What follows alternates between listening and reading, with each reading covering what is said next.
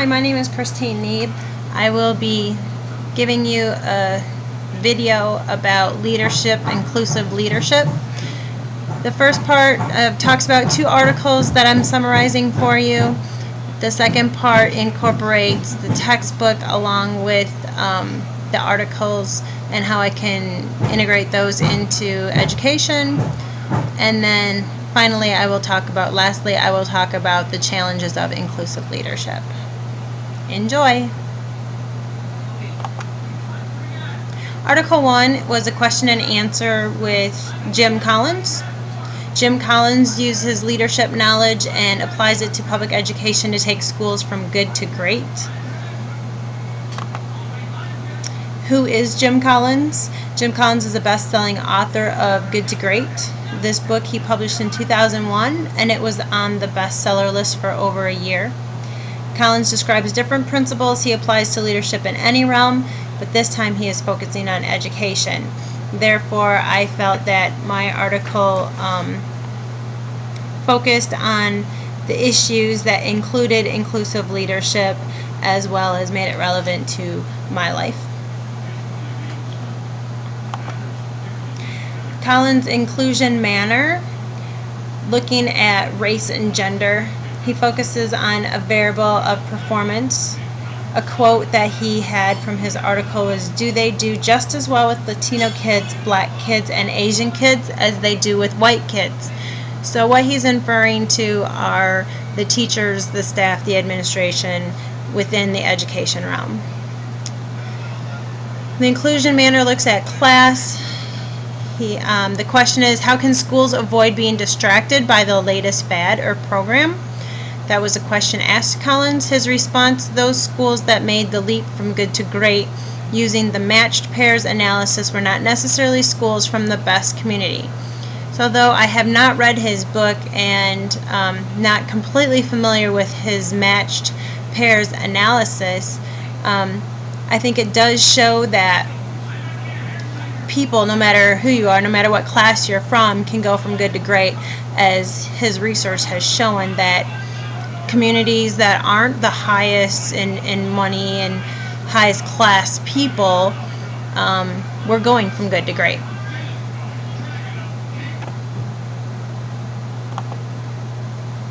Alright, as we continue talking about Collins' inclusive manner, we're going to look at access and functional chain of relationships from the community to the school board, to the superintendent, to the principals, to the faculty. Maintain the chain with basic academics done well rather than flashier.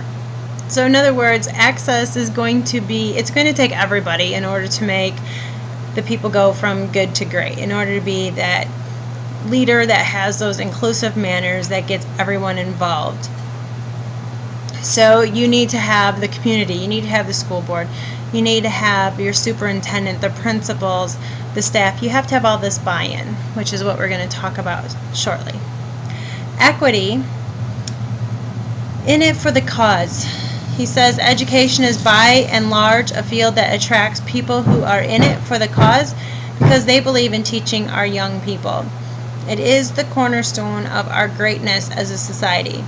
And I had to put that quote in there. I absolutely love it because here in Kansas we just had voting, and we're trying to vote someone in who cares about education and doesn't mind spending the funds on it, and yet we can't get our governor to do that unless he's ordered by the Supreme Court. So he obviously doesn't see the cornerstone of the greatness of our society being education, and it is so important. And so to see a man with so much leadership and understanding that it attracts people who are in it for the cause, not the people that are in it for the money, are going to be the people that are educating and getting the buy-in to make our futures successful, future generations successful. 3 of Collins' principles that he uses. One is the flywheel effect. His greatness is never caused by a single event or program. It's going to take multiple tries and multiple times and different ways of doing things to get things to work. Principle 2 is a level 5 leadership. Someone who is ambitious for the cause, not themselves. I think teachers sacrifice a lot, and so they're going to automatically be that level 5 leadership. Principle 3 is great institutions understand the difference between the values that should never change and the practices and strategies that can. So we can always talk about best practices in education and mix up the different strategies and find out which one that works the best, but values that should never change. We should always hold high expectations and hold people accountable to their actions is what Collins is referring to. That was it for Article 1. Article 2, what do we mean when we talk about leadership, is more of a general leadership article and just focusing on those different inclusive manners within leadership. So this is by David Rush and Michelle Cusel. Issues concerning inclusiveness in leadership, looking at their perspective on gender and race. Alright, race and gender, both of these concepts were only implied in this article. I think this is because the defining of leadership is meant for everyone. There is no distinction between gender or race, as they both have potential and are treated equally. It's become more and more clear. I mean, we have an African American president, we have women that are running, they're CEOs of businesses, principals, superintendents. It doesn't matter what your gender, what your race is, you can be an inclusive leader. Equity, the following quote the author stated by Nordhaus shows how people buy in to ideas in leadership. An individual's influence on a group in order to reach a goal. Just kind of a simple definition, but it shows that everyone can buy in. It's the leader who has to present the ideas and get people on board and get everyone involved with that.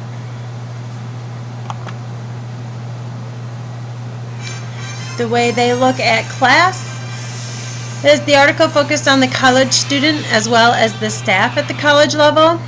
So I inferred that this was for a middle to upper class, since the students are attending, they're paying for college, and the staff is all employed. The article mentions the Council for Advancements of Standards, which include communication skills, meaningful interpersonal relationships, and appreciation of diversity.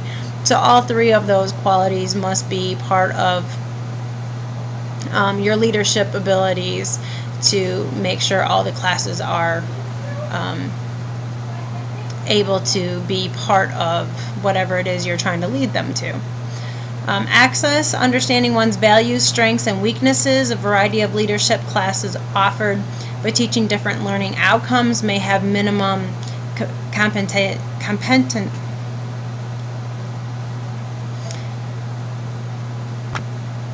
So I think this access of understanding one's values, strengths, and weaknesses is a variety of classes are offered. They might not come out to the same learning outcomes, but that's okay, because people can have a variety of what they are to learn and to be educated on, because they are focusing on the college student for that article. Part 2, that sums up the two articles. Part 2 is applying inclusive leadership. The area I'm going into is reading specialist, obviously not a technology specialist, struggling with this here, sorry. Leaders in my area of interest, reading specialists, could successfully apply inclusive leadership by, according to our textbook or the course, leaders give heart to access their students and staff. Leaders foster a sense of spirit and community for equity among staff and students. These quotes were found on page 272 and 274. It just simply shows that, you know what, if you care enough, the students and other staff are going to pick up on that, and they're going to appreciate it, and they're going to buy into it. They're going to trust you. They're going to want to work for you.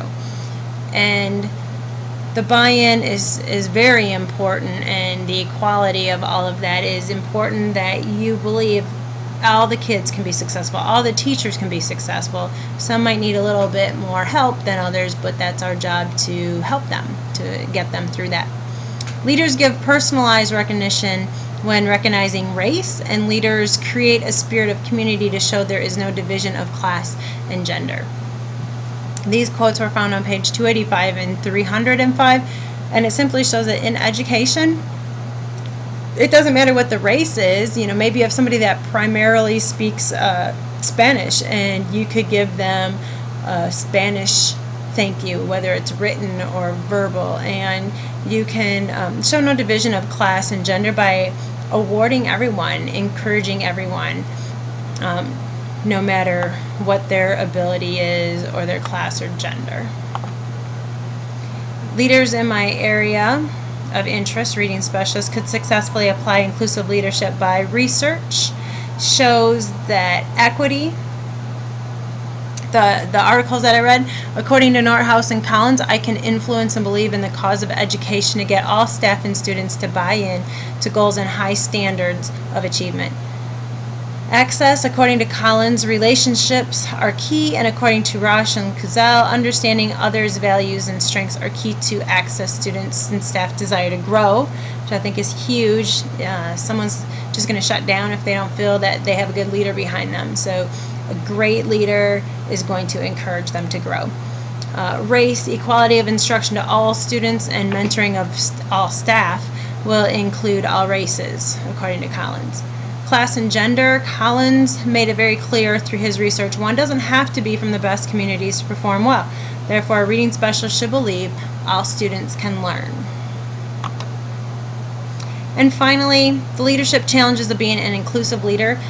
If I were to look at this from like an analogy standpoint, I would compare it to the elementary school teacher, and that you have to set up different centers and always be on the ball and be one step ahead of the kids because their minds are moving so quickly. So I would think an inclusive leader has to be on their toes and try to stay one step ahead of everybody in their group, regardless of the race, regardless of their gender. You can't be biased. So I think one challenge is being and staying creative, thinking of creative ways that you can personally recognize them. Maybe it's tweeting, maybe it's just giving a hand written thank you note. You have to stay focused on the cause. Don't let your personal agenda get in the way. The challenge of not being focused on yourself but praising others and always encouraging and keeping them up.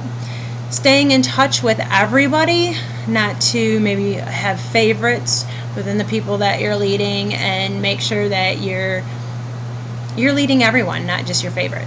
And then developing strong relationships, building that trust and community with everyone that you are leading. So that wraps up my video, my summarizing of the 2 articles and of the textbook and research. And I thank you and hope you found it entertaining.